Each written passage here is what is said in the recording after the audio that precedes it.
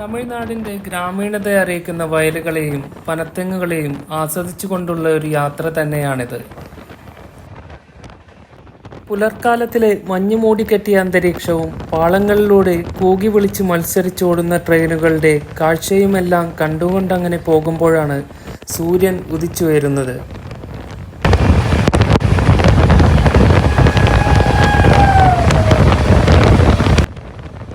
മനോഹരമായ ചെന്നൈയിലെ ഉദയസൂര്യൻ്റെ കാഴ്ചയും കണ്ടുകൊണ്ട് ഞങ്ങളെയും വഹിച്ചുകൊണ്ട് ട്രെയിൻ അങ്ങനെ ചെന്നൈ സെൻട്രൽ റെയിൽവേ സ്റ്റേഷനിൽ എത്തിയിരിക്കുകയാണ്. വളരെ തിരക്ക് പിടിച്ച ഒരു റെയിൽവേ സ്റ്റേഷൻ കൂടിയാണ് MG രാമചന്ദ്രൻ സ്റ്റേഷൻ എന്നറിയപ്പെടുന്ന ഈ സെൻട്രൽ സ്റ്റേഷൻ. ഇവിടുന്ന് ഞങ്ങൾ ചായ കുടിക്കാനായിട്ട് പോവുകയാണ്. ചായക്കായി നല്ല ചൂട് ഇഡ്ഡലിയും പൊരി പോലുള്ള വടയും ചമ്മന്തിയുമാണ് കഴിക്കാനായിട്ട്.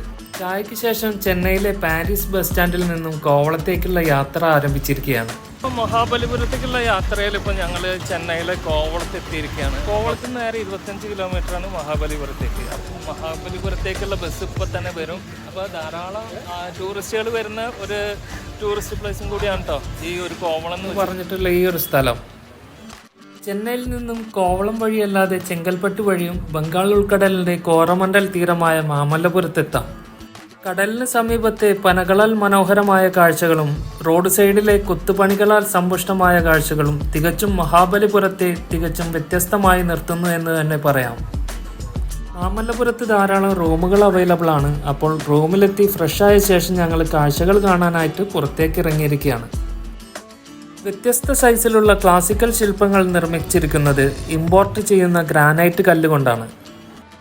ആനകൾ, വ്യത്യസ്ത ഭാവത്തിലുള്ള ദേവീ ശില്പങ്ങൾ, ബുദ്ധപ്രതിമകൾ എന്നിങ്ങനെ പലതരത്തിലുള്ള ശില്പങ്ങളാൽ സമ്പുഷ്ടമാണിവിടെ. ഈ മാമല്ലപുരം എന്നറിയപ്പെടുന്ന മഹാബലിപുരത്ത് ധാരാളം സ്കൾപ്ചേഴ്സ് നമുക്കിവിടെ കാണാനായിട്ട് സാധിക്കും.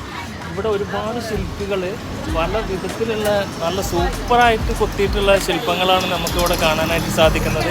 അപ്പോൾ സ്കൾപ്ചേഴ്സൊക്കെ വാങ്ങിക്കണമെന്നുണ്ടെങ്കിൽ ഈ മാമല്ലപുരവുമായിട്ട് ബന്ധപ്പെട്ട് കഴിഞ്ഞാൽ നല്ല അടിപൊളി സ്കൾപ്ചേഴ്സ് തന്നെ നമുക്ക് അവൈലബിളായി കിട്ടുന്നതാണ്.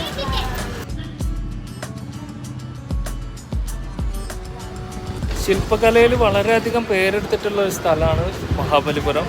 അപ്പോൾ അതുകൊണ്ട് തന്നെ വളരെയധികം കൊത്തുപണികളൊക്കെ കാണാനായിട്ടാണ് ഇപ്പോൾ നമ്മൾ പോകുന്നത്. കൂട്ടുകാരുമൊത്തുള്ള ഈ ഒരു യാത്രയിൽ റോഡിന് ഇരുവശത്തായി ധാരാളം കച്ചവടക്കാരെ നമുക്കിവിടെ കാണാൻ സാധിക്കുന്നു. പാത്ര കച്ചവടക്കാർ, അതുപോലെ തന്നെ സെറാമിക് പോട്ടറികൾ വെക്കുന്നവർ, കൂടാതെ തന്നെ അർജുന പെനൻസിലേക്കുള്ള ബോർഡ് നമുക്കിവിടെ കാണാനായിട്ട് സാധിക്കുന്നുണ്ട്.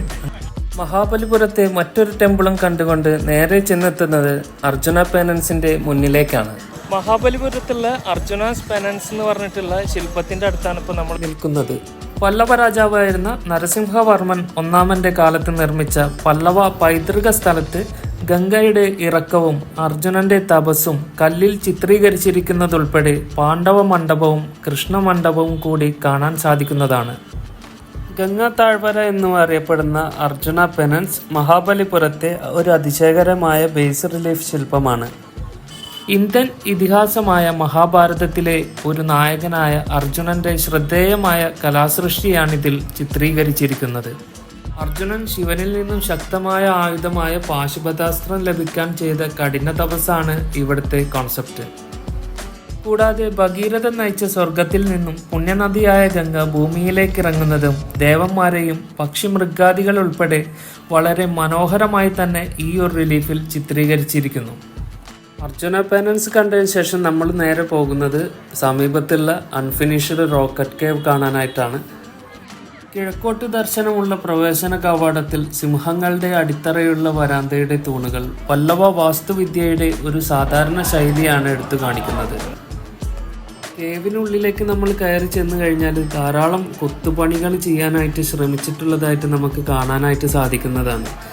ഗുഹയിൽ കൊത്തിയെടുത്ത വാസ്തുവിദ്യാ സവിശേഷതകളിൽ നിന്നും നമുക്ക് മനസ്സിലാക്കാൻ കഴിയുന്നത് ഈ ഒരു ശൈലി 7-ാം നൂറ്റാണ്ടിൻ്റെ മധ്യത്തിൽ നരസിംഹവർമ്മൻ ഒന്നാമൻ മുതൽ, അതായത് മാമല്ല കാലഘട്ടം മുതൽ നരസിംഹവർമ്മൻ രണ്ടാമൻ, അതായത് രാജസിംഹ വരെയാണെന്ന് നമുക്ക് അനുമാനിക്കാൻ സാധിക്കുന്നതാണ്. കരകൗശല വൈദഗ്ധ്യം വളരെ പ്രകടമാക്കപ്പെടുന്ന ഈ ഒരു മണ്ഡപത്തിനു വേണ്ടി നിർമ്മിച്ചിരുന്ന ശ്രീകോവിലാണിത്. തികച്ചും കല്ലുകൊണ്ട് കൊത്തി ഉണ്ടാക്കിയിട്ടുള്ള ഒരു മണ്ഡപം തന്നെയാണത്. അപ്പോൾ ധാരാളം കേവുകളും ഈ ഒരു മണ്ഡപത്തിൻ്റെ ഉള്ളിൽ നിർമ്മിച്ചിട്ടുണ്ട്.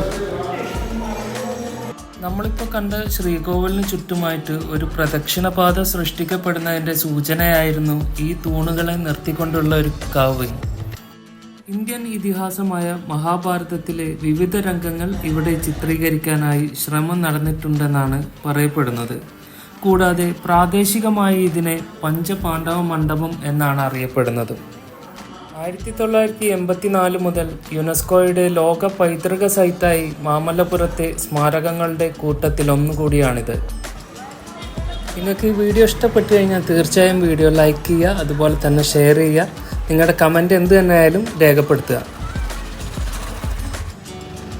ഇനി നമ്മൾ നേരെ പോകുന്നത് കൃഷ്ണമണ്ഡപം കാണാനായിട്ടാണ്. അപ്പോൾ കൃഷ്ണമണ്ഡപം എന്ന് വെച്ച് കഴിഞ്ഞാൽ ധാരാളം ശില്പങ്ങളൊക്കെ ഉള്ള ഒരു മണ്ഡപം തന്നെയാണ്. ധാരാളം കൊത്തുപണികൾ കൃഷ്ണമണ്ഡപത്തിൻ്റെ ഉള്ളിലായിട്ടുണ്ട്.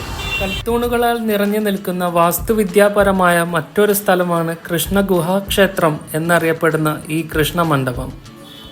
തൂണുകളിൽ സിംഹങ്ങളുടെ അടിത്തറയും കണ്ടുകൊണ്ട് നേരെ കയറി ചെന്നാൽ ശ്രീകൃഷ്ണനെ ചിത്രീകരിക്കുന്ന പല്ലവ കരകൗശല വിദഗ്ധരുടെ സങ്കീർണമായ കൊത്തുപണികൾ നമുക്കിവിടെ കാണാൻ സാധിക്കുന്നതാണ്. ഇന്ദ്രൻ ഉയർത്തിയ കൊടുങ്കാറ്റിൽ നിന്നും ഗോപാലകരെയും ഗോപികമാരെയും പശുക്കിടാങ്ങളെയും സംരക്ഷിക്കാൻ കൃഷ്ണൻ ഗോവർദ്ധന പർവ്വതത്തെ ഉയർത്തുന്നതാണിതിലെ രംഗങ്ങൾ കാണിക്കുന്നത്. ഇടതു കൈകൊണ്ട് കൃഷ്ണൻ പർവ്വതത്തെ പിന്തുണയ്ക്കുന്നതായി കാണിച്ചിരിക്കുന്നു. മറുകൈ വരദഭാവത്തിലാണ് കാണിച്ചിരിക്കുന്നത്. കലങ്ങളും കാലിത്തീറ്റയുടെ കെട്ടും പിടിച്ചിരിക്കുന്ന ഗോപികയെയും മഴവുമായി മരം മുറിക്കുന്നയാളെയും പാൽ കറന്നെടുക്കുമ്പോൾ പശുവിൻ്റെ സമീപത്തുള്ള കിടാവിനെയും മനോഹരമായി ഇതിൽ ചിത്രീകരിച്ചിരിക്കുന്നു. ഇന്ദ്രന്റെ കൊടുങ്കാറ്റിന്റെ കോപം അറിയാത്തതുപോലെ മൃഗങ്ങളെ വളരെ ശാന്തതയോടെ തന്നെ ഇതിൽ ചിത്രീകരിച്ചിരിക്കുന്നു.